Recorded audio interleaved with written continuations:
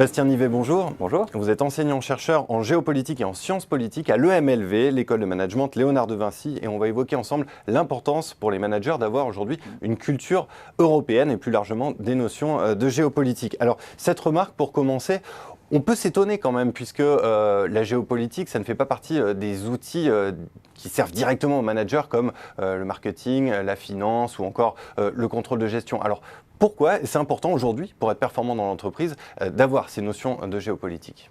Alors c'est vrai que les écoles de commerce et de management sont surtout là pour former des professionnels dotés de compétences techniques particulières dans le marketing, la finance, le management, les ressources humaines, etc.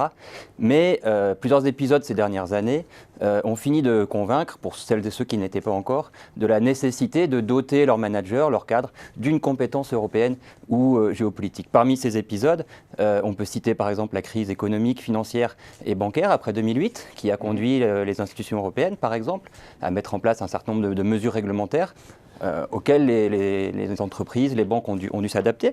On peut citer aussi les conséquences du conflit en Ukraine à partir de 2014 et ces sanctions économiques de l'Union européenne contre la Russie, puis ensuite sanctions réciproques de la Russie contre l'Union européenne, qui ont eu une influence pour certaines entreprises dans des secteurs comme l'industrie agroalimentaire, le secteur énergétique, le secteur bancaire, etc. Ou bien entendu l'épisode du Brexit qui vient soulever des questions, élever le climat, le niveau d'incertitude dans l'environnement des entreprises. Donc on voit se multiplier comme ça les épisodes, les événements qui montrent que l'environnement européen, géopolitique, peut bousculer l'activité des entreprises, modifier leur environnement. Alors pour les entreprises, comment s'outiller pour anticiper au mieux de tels bouleversements ?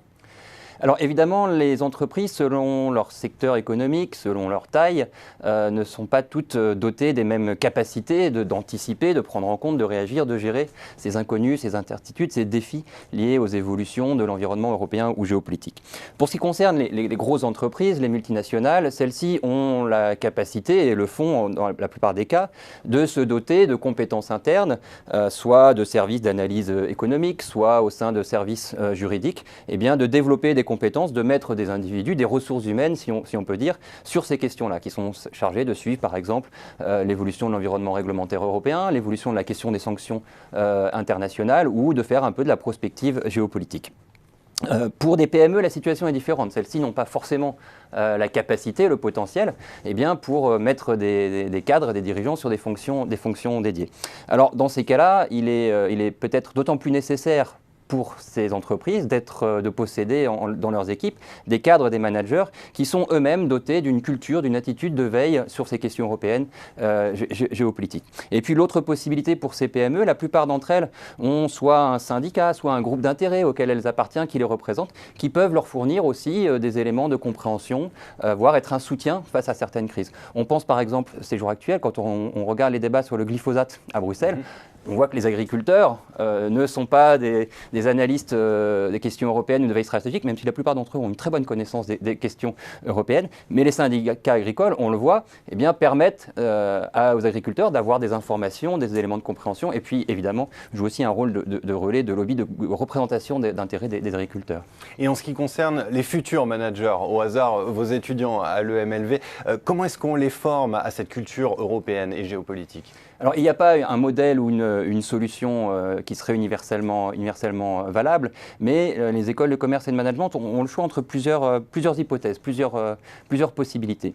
La première est de créer soit des cursus dédiés, des parcours dédiés, ce qu'elles font en général assez peu parce que ce n'est pas dans leur cœur de métier, effectivement, ou au moins des enseignements dédiés. Et de ce point de vue-là, la plupart des écoles de commerce et de management ont au moins introduit dans leur cursus des enseignements sur les questions géopolitiques au sens large qui peuvent permettre de doter les étudiants, les futurs professionnels de cette compétence-là. Sur les questions européennes, l'enjeu est encore un petit peu en émergence. Les questions géopolitiques au sens large ont fait leur entrée dans les cursus, les questions européennes un petit peu moins. Donc se pose la question pour les écoles de développer éventuellement, non pas des parcours dédiés, mais au moins des enseignements, des modules dédiés. C'est ce que nous faisons par exemple en essayant de disséminer des enseignements sur les questions géopolitiques, mais aussi européennes dans le cursus. Donc ça, c'est une première hypothèse. On peut imaginer des parcours ou des enseignements dédiés. Une deuxième hypothèse consisterait à distiller au sein d'autres enseignements, en marketing, en management, en RH, en finance, eh bien une dimension européenne. Sur des thématiques, sur des enseignements en finance par exemple, on a vu ces dernières années que la dimension européenne a pris une importance considérable et des collègues qui font des enseignements en finance ont, volontairement ou non, augmenter la dimension européenne dans leur cursus. Et puis enfin, une troisième possibilité, un peu à moindre coût, j'aurais tendance à dire, c'est d'insister auprès des étudiants sur leur responsabilité de se mettre dans une attitude de veille, d'attention, d'écoute à l'égard de ces évolutions de l'environnement européen et géopolitique. Voilà, donc on voit bien que tout cela devient incontournable. Merci beaucoup, Bastien Nivet. Merci.